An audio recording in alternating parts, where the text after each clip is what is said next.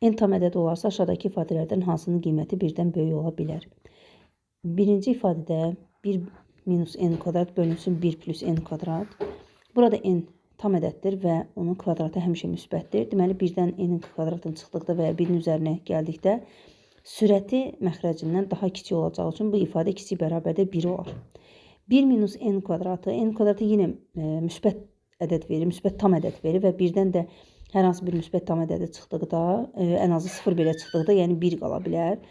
1-dən kiçik bərabər qiymətlər alır. N kvadrat söylənsin 1 bölünsün n kvadrat söylən 2 də həmçinin 1-dən kiçik qiymətlər alacaq və bu ifadədə bəli həmişə 1-dən kiçik qiymətlər alacaq. Çünki 1 bölünsün n kvadrat söylən 1, n kvadrat heç vaxt yəni 0-dan kiçik qiymət almayacaq.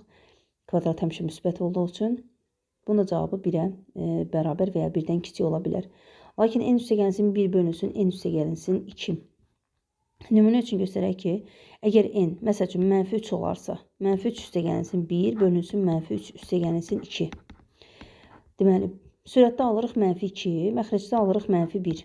Və -2-nin -1-ə nisbəti bizə 2 verir. 2 də ki, 1-dən böyükdür. Deməli, 1-dən böyük ola bilər, yalnız bu variantda.